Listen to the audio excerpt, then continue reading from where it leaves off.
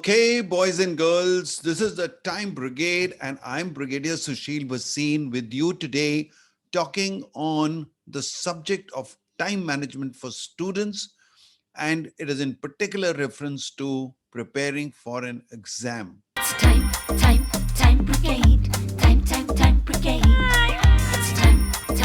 time brigade. Join the time brigade. So, in the module one, we decided upon the goal of how many marks you should get and what are you going to achieve by getting those marks. Get your why very clear. Why do you want that goal? What are you prepared to pay as a cost for that goal achievement and all that?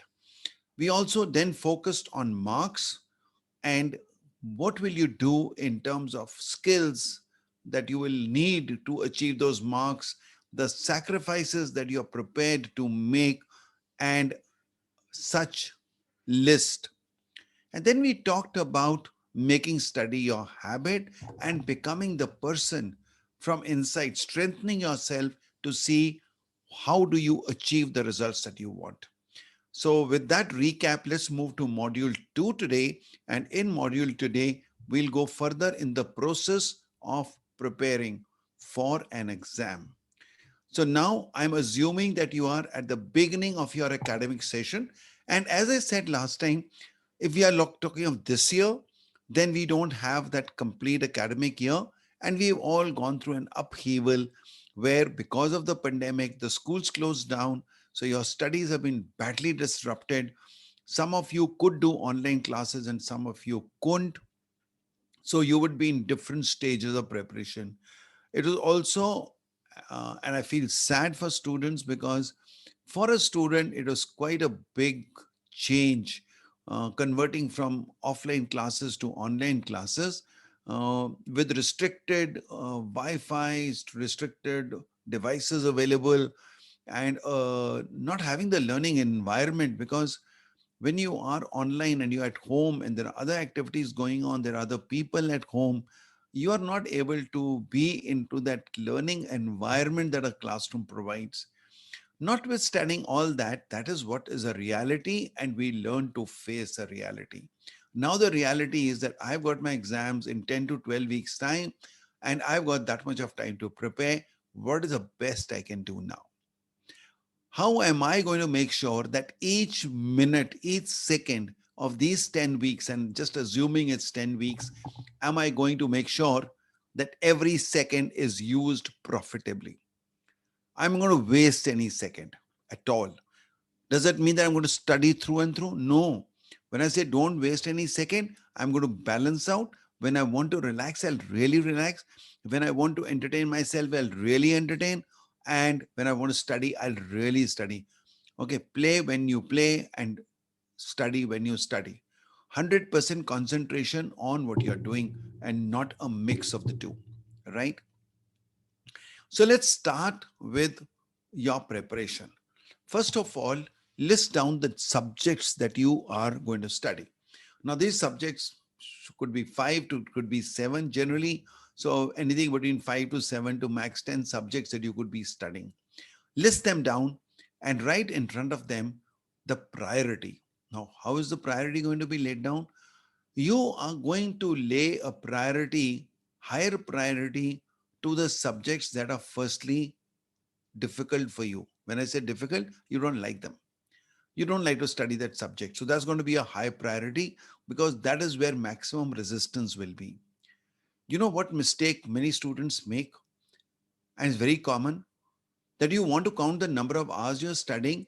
So you'll go and study the subject that you love as much as you want to.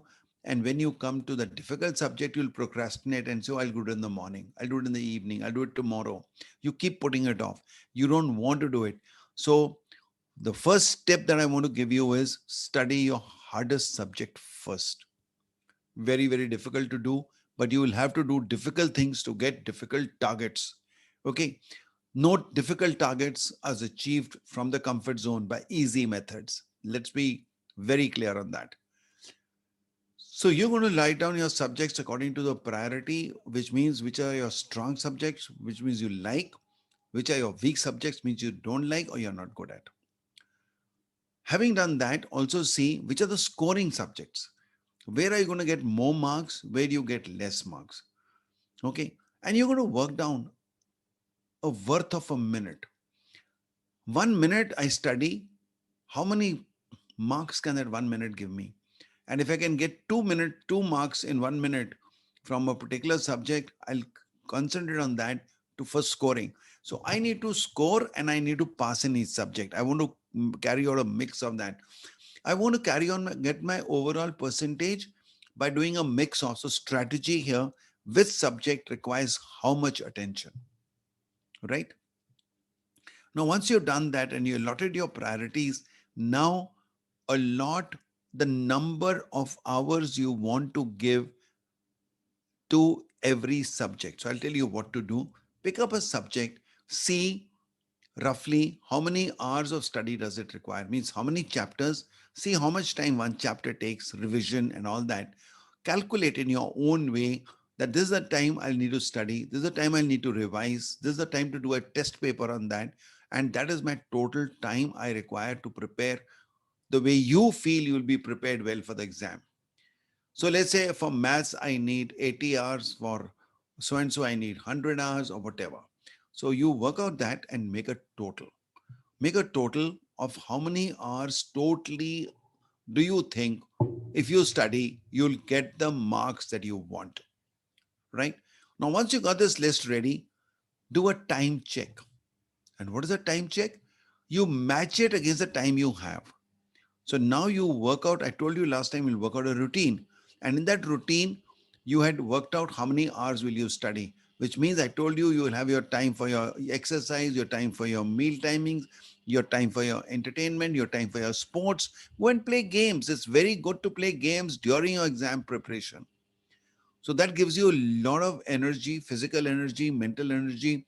Your, whatever you've studied for the rest of the day, it helps you come down to a fresh level of studying again. So do that. It's very, very, very important and very useful, right?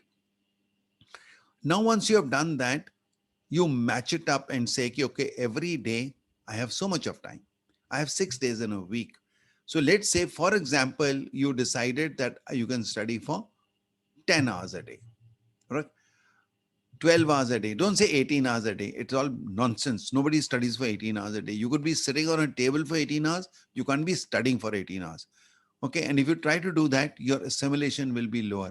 So let's say, for example, 12 hours a day, and 12 into 6 days, 72 hours, 72 into 10 weeks, 720 hours. Now, if your total that you worked on your subjects is more than 720, then you need to see that instead of 10 hours a day, you will probably have to increase it to 12 hours a day and see how you'll adjust that. Don't adjust on the timing, subjects, adjust on the timing where you'll cut down your social media, where you'll cut down your other faltu things and see that you meet your aspiration of the total time you require. If you don't do this exercise, you'll be going blindly into doing whatever you want to. You don't know what will be done. You don't know what will be left. And on the day of the exam, you'll probably have a regret that I should have studied more. So instead of evaluating after the exam, evaluate now and be wise and use your time accordingly. Time is a very important resource. It is such an important resource. Use it wisely right now. It's not going to come back. You may sit down after 10 years and regret that I wish I had sat down and done my studies better. Do you know many people at my age have done it various times in their life? When they were 30, when they were 40, they were repenting. When they didn't do well in life, they said, when it was time to study, I didn't study. So it's your time to study now. Learn from other people's experience and don't get into that regret. Don't ever get into that regret. Let me tell you a story here. I passed out of IMA on the 20th of December, 1970. And I was traveling. I had 20 days break before I joined my battalion. I was traveling in a bus from Chandigarh to Delhi, and at Panipat, the bus stopped. And we were to, I just walked into a bus, to a book stand. and picked up a magazine for myself. Now, those days there was a very popular magazine called JS, and it was a big magazine like this. You opened it, and it was stapled. So you took out a staple and took out the center spread. Only the cover and the center spread used to be colored, glazed. The rest of it was black and white. And that used to be a poster which you could put on the wall. And there would normally be celebrities, some film stars, some sports people, and all that. The moment you open the magazine, you used to look for whose poster. And when I saw that poster, I was surprised pleasantly to see my own friend, my coursemate, Swapan Bhadra, who had got the Sword of Honor from the President of India just 10 days back. His photograph is there in that huge center spread with his blue patrol and getting the Sword of Honor from the President of India. And that the whole nation is going to watch. Every young boy and girl is going to watch and have his poster on the wall. What do you think came to my mind? That picture could have been mine if I had worked harder. If I had worked a little harder, this picture could have been mine, because Swapan Bhadra he didn't come from Mars or Jupiter. He was the same person like me. He had similar capabilities, but there was a difference. And the difference was, while I made a goal to pass out of IMA as a second lieutenant, he made a goal to get the Sword of Honor out of IMA. There was a difference in our aspiration. There was a difference in our goals. I regretted. I said to myself, I wish I could have worked harder. Look at what fun it could have been if my picture was here. Guys, that day I said something to myself. I said, Sushil Bhasin, this is going to be the last time you're going to regret in life. Now you're going to put in your best and then never regret and say, whatever be the result, this is the best I could have done. Today, decide for yourself. I will not regret in life. I will not give myself a chance to curse myself. It's very bad.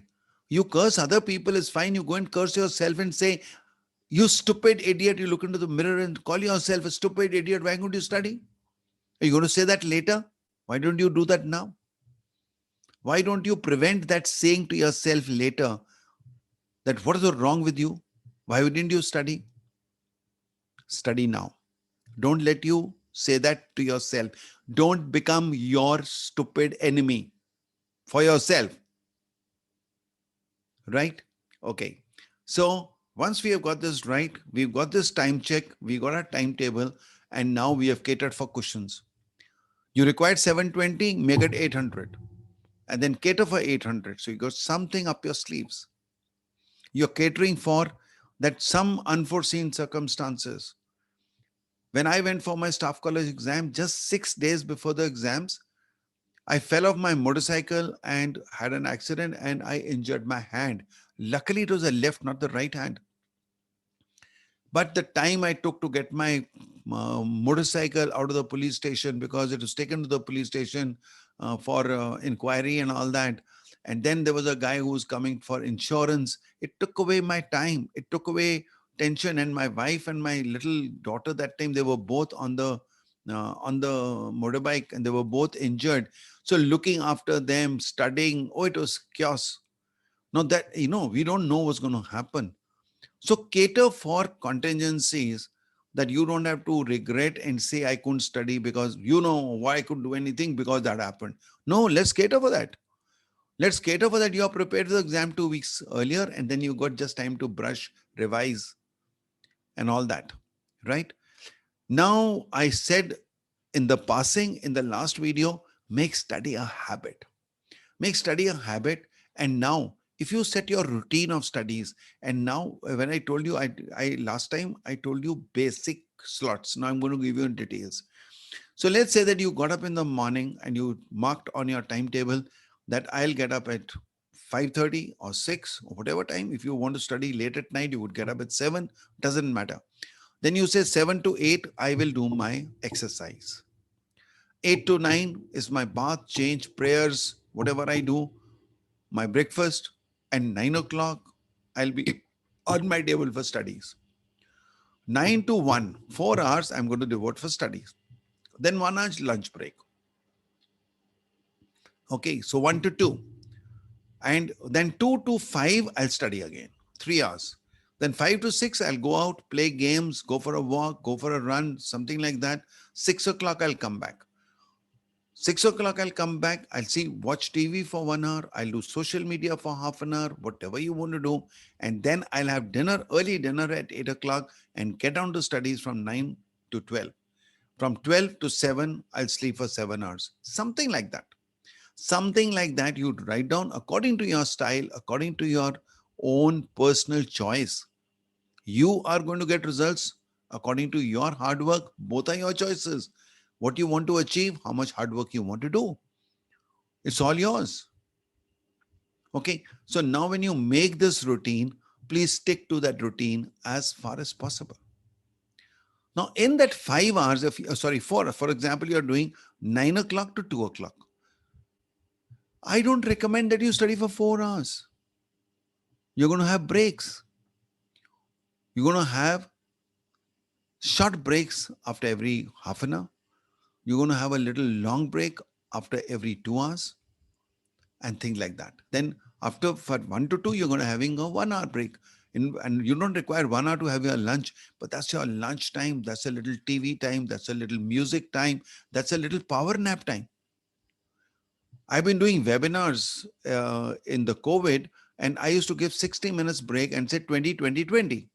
20 minutes for lunch, 20 minutes for a power nap, and 20 minutes for some music, fun, play with your child, do anything. 20 minutes for entertainment, 20 minutes for a nap, 20 minutes for lunch. Then you come back with energy. You're refueled, re-energized. Okay, right. So make study a routine and make study a habit and make study fun. So study in a way that you're doing subjects in varieties. You'll do some experiments. You will do watch some videos because today everything is online. So even if you're doing physics and you want to watch something online, so spend about half an hour that you deviate from your books to some online material and things like that. Find ways of creating fun in your study. Make it interesting. Don't make it like a boring affair, right? So make sure there's variety, a tough subject, an easy subject, and variety. If you've done one very serious subject, do one less serious subject, maybe a language or whatever, right? Now you set a system for your study. Do you like to study in solitude all by yourself? Do you like to study in a group of people? Do you like to have a combination? I used to have a combination. So what we used to do, we formed a small group and we would study for 5 days in a week all by ourselves. On every Friday, we used to meet for 2 hours. And the 2 hours, we used to have predetermined thing that he will give a presentation on this subject, he will give on this subject, he'll give on this, he'll give on this. We were 4 friends, and we used to, pick up your friends who are similar ambition, similar aim, and equally seriously interested in studies. Okay. Now, those are the people who will help you go forward. So you could decide on your style, on your strengths, on your choices. But some of these things you just work out and ask yourself, how would you like to study alone or in a group or a part of it or whatever? Masterminds work very well where one subject, one particular topic, one person does total research, gives you absolutely short answers, notes, and then you don't have to make your own notes. You ask all questions, get everything clarified. He does the hard work, does some research, gives you the material and all that. Also, in your thing that you could be in your group, you could be having somebody who's very good at a particular subject. So you could clarify your doubts from that person on that subject. Maybe he'll clarify his doubts with you on a subject you are good at. And there's a very good way of exchange of knowledge, right?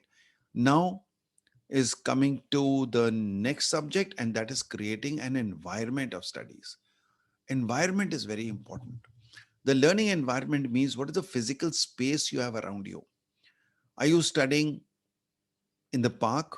Are you studying in your room? Are you going for a, you know, are you going out somewhere to study? Are you studying in your bedroom? Are you studying in your drawing room? Are you studying in, where are you studying? What is the space around you? What is the type of disturbances you have? How can you avoid them? Create a nice physical learning environment around you. Create a mental and emotional stage. I found, even if you don't believe much in religion, prayers, and all that, it's not a religion. Prayer is actually a self commitment.